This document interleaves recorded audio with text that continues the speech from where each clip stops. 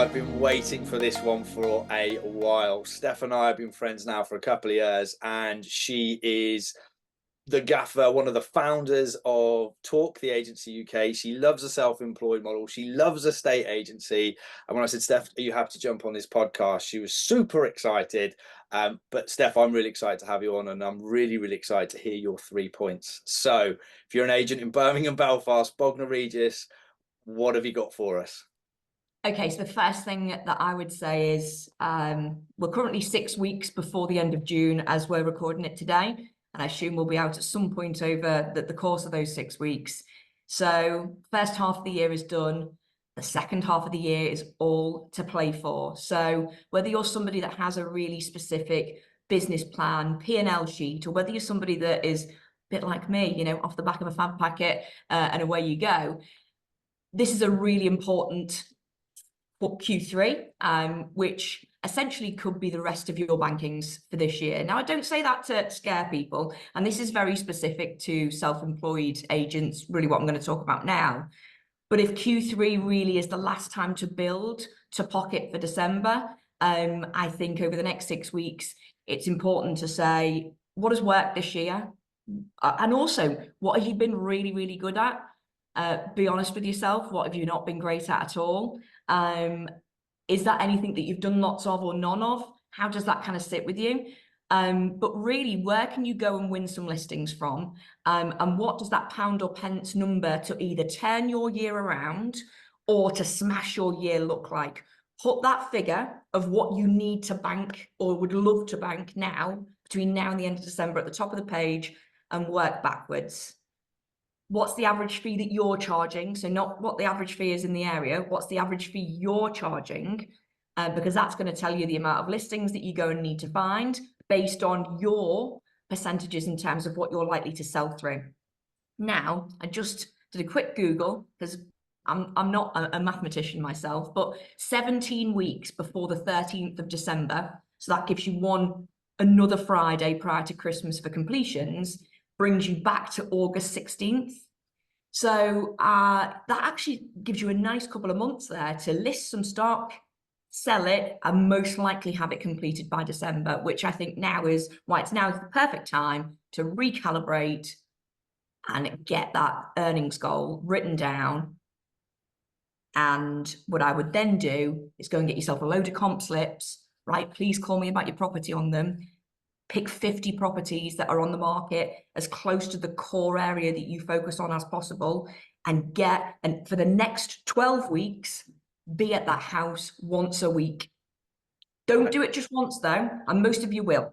Most of you will think this sounds great, and most of you will go once. You need to go once every single week for the next 12 weeks. So this is a couple of tips in one tip, because I've got so much to say today, as per usual. So my other little mini tip in this is go and write 2,000 of the damn comp slips out now. Your arm is going to hurt. Drink a glass of wine while you're doing it, but get that done. So then you've got no excuse. If you choose Wednesday afternoon to get out and about, your comp slips are ready. You've got your list of 50 addresses that you're going to target, and you're there every single week for the next 12 weeks. So that's tip number one. I love that, Steph. You've done a couple of things. The first thing you've done is ensure that I have to get your podcast out ahead of the rest of them because it's time sensitive. You're not daft. Number two, you're completely right. We, in our business plan, we kind of have what we call an economic model, and it's where do I need to get to and how do I break it down into simple steps. And this is going to have to go out in the next couple of weeks because we have to call a general election by January 25. When we do, it's most likely that Labour are going to get in. Political views aside, I personally don't think it's going to be very good for certainly the London housing market. And I've said all year to my agents, the first 6 months of the time to make your dough and where you need to get numbers on the board. When a general election is called, generally it really slows down. So like you say, the next 8 weeks for your Christmas money are so critical, so critical. And you're right, you don't earn money behind your desk, and you have to be consistent on that lead generation. Doing it 1 week, forgetting the other week, and then you see it's gone on with another agent, then you go, I missed that. And now's the time. So I absolutely love that. Steph, just on that next 8 weeks, though, remember we have had some latency. We kind of had 8 weeks in February and March where nothing really happened. So we are in prime time. You can catch up 100% you can catch yourself up if you're not where you want to be. And if you are where you want to be, go and absolutely smash it and have a great Christmas 2024. I love that. All the holidays are available. I could dive into that point more, but I'm not going to, because I know we'll probably go over on this. Steph, what's your next point? Okay, so you'll then have this number of listings that you're going to try and achieve, and you'll have obviously a number of opportunities to go in and win those listings. Every time you do, between now and the end of the year, go and add another 100 quid onto your fee.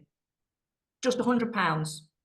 £100 every time, but it's £100 every time, but you're going in and you're pitching another 100 quid. Because that could be some really, really different money in your bank account by the end of the year. Have you hacked my training, Steph? I think you've been listening. Great minds think alike. It's so true. No, do you know what? We've been working incremental fee increases for a while now. We're even building into our sales terms of business a buyer agency piece. So it's like, oh, would you want me to buy as a buying agent? Let's get it signed. Listen, if you don't choose me, that's fine. Lo and behold, I'm thinking, what do I offer? I go, oh, Chris will do it for 0.5. There's so much gold, but actually, the general public have no idea what the fee equates to. And I was chatting to a guy from I don't mind saying Savile the other day, and they do some clever stuff where it's 1.68 or whatever, and the client just gets bamboozled. But ultimately, the value, certainly in self-employed agency where you see stuff from end to end and it's great. But the general public don't care about your fee if your value is that good. Absolutely, and I believe that there's a really good proportion of self-employed agents who are absolutely worth their weight in gold, but probably don't yet charge as much as they should. So if you are just one of those people, because I get it, right? You're thinking, I want the listing because I also need to earn and pay my mortgage and feed myself. But you probably do get to the end of some transactions and think, oh, I should have just squeezed a little bit more out. So I do just think those little steps, marginal gains, 100 quid every time, customer isn't going to bat an eyelid, but the difference it will make between now and the end of the year, I think, will be phenomenal. And it's about habit formation and knowing your worth. It really is. Yeah. If we do a thing where when an agent's about 6 months in, we ask them their biggest regrets, and the first or second is always doing a discounted fee for a neighbour because they're either a bit of an asshole or it didn't go through, or the time it took was crazy. And actually, I just wish at the start I would have been brave enough to go full fee. Hey, what is it? It's I should have started sooner and I should have charged more. They're the two things that people say at month 6, isn't it? Do you know, I'm the plug this book, Full Fee Agent. Love it. So good. You can see mine's battered with notes. I'll put it in the show notes if you're just listening, not watching, but go and read that. The fee is the actually last thing that vendors care about. So, okay, fine. Incremental increase on your fees. What else we got, Steph? This is well planned. Okay. So get off Canva and get on video. So, I mean, people must think I'm a bit of a broken record or a bit patronizing. I don't mean to be, but look, you're probably not a graphic designer. So smearing your beautiful professional photography with your logo and your sold and your all this, that, and the other.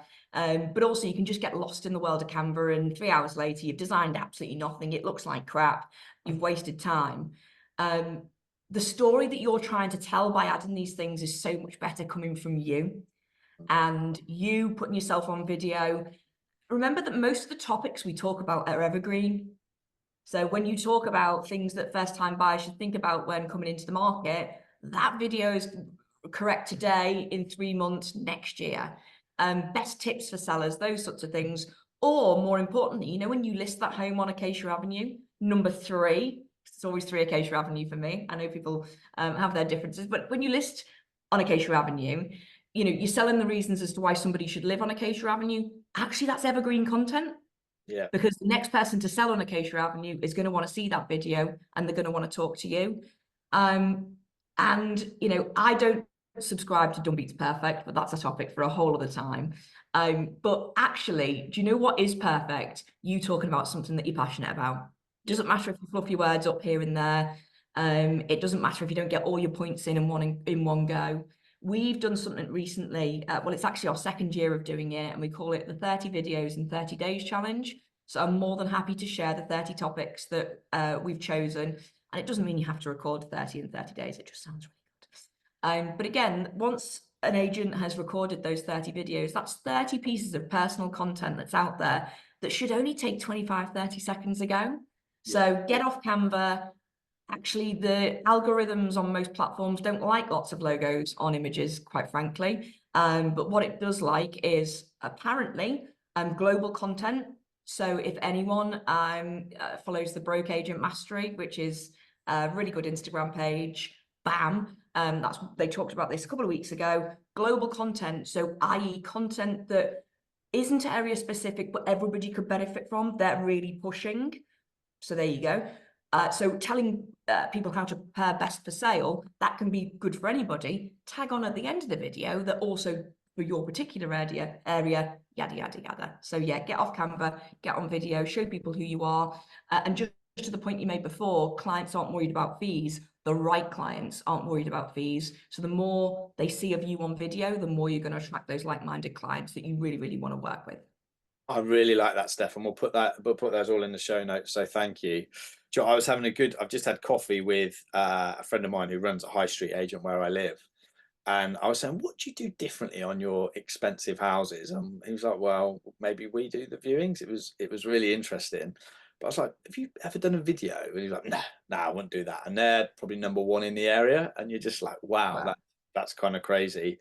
I really like we'll give you the topics so you can just go and do it, which works really well. I do subscribe to Done Beats Perfect, but you've got to start somewhere, right? Ultimately. And it's just about getting yourself out there. So we had a really good podcast a few weeks ago with Simon Ledbetter, ex-CMO of Knight Frank, ex-CEO of Fine and Country. And he was saying that actually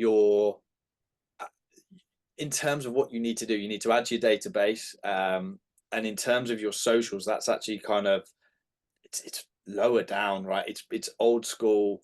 But actually when you get there, like you say, putting out really meaningless solds and becoming an estate agent of 15 years ago, because it's what you've always seen, doesn't work. You have to sell the emotion. And I think Stan Priestley talks about 7 and 11-4. It's about how people buy into you and how many times they've seen you. And it works so well. It works so well. And funnily enough, on my landing page for the estate agency right now, I'm having real posh video put on there. So when people are landing, they go, oh, that's the type of content Chris does. So I love it. Steph, I'm the curveball you. Go on. I'm the curveball you. If I'm starting out as a self-employed agent and I'm thinking, right, what do my first 30 days look like? What are you a huge advocate of? So the first thing I would do, I talked about those 50 properties before. I would say it doesn't have to have any fancy prop tech whatsoever. Good old Rightmove, or as Simon Gates talks a lot about, go on to Zoopla. You can order the property list from most reduced, starting with.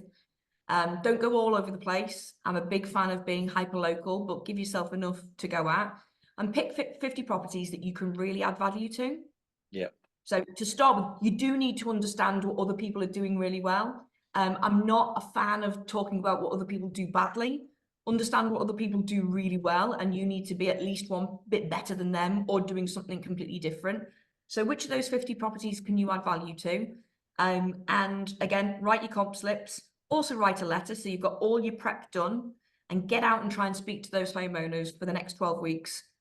50 people in a week, because you're not going to speak to everybody, but visiting 50 doors is actually not going to take much of your time whatsoever if you think about it cleverly. I honestly think if somebody committed to that, you would walk away with 2 or 3 listings. What's the easiest business to get? The easiest business to get is from business that you've already got. So once you've got those first 2 or 3, getting to that magic 10 will be absolutely a breeze.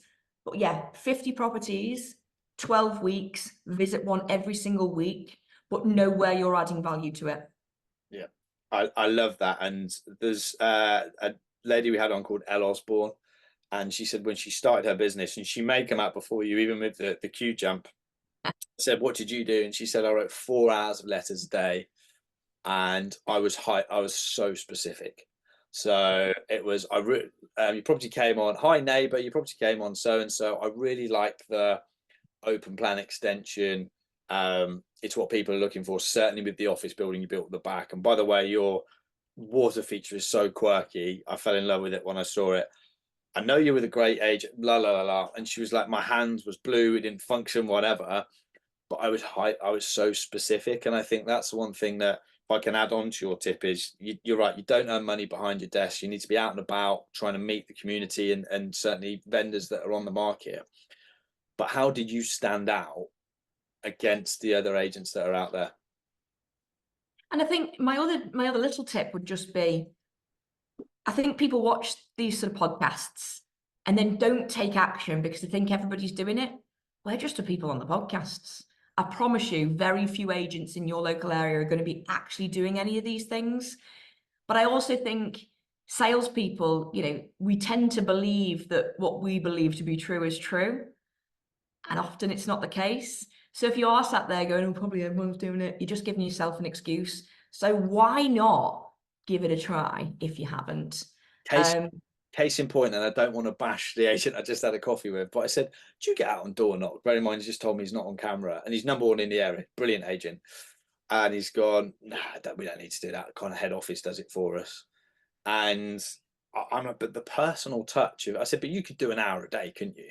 If you turned up and say your admin in the branch said, right, I nearly said his name then. I know, here are 5 letters that I wrote yesterday. They're bespoke about the property. Go and knock the door between 10 and 11 and then come back with a route planner. So it's done for you and the letters in a birthday card style envelope. If you did that every week, what do you reckon would happen? And I won't share his response now in case he's listening to it or in case someone else is listening that employs him. But it's just it's so simple. And like you say, that a lot of people aren't doing this. But again, it can't be one-off hits. It's got to be, like you say, we say over 8 weeks, you say over 12, but it's kind of the same thing, right? It's all about consistency. And so the other way to think about everything that I've given in my tips today is whether you're just starting out as a self-employed agent or whether you are recalibrating halfway through the year, your 3rd year, your 1st year, whatever year it might be, if you do some of these things really consistently, the next 6 months could be the hardest you ever have to work in your life. And if that isn't motivation enough, I don't know what is. Yeah. And you're completely right.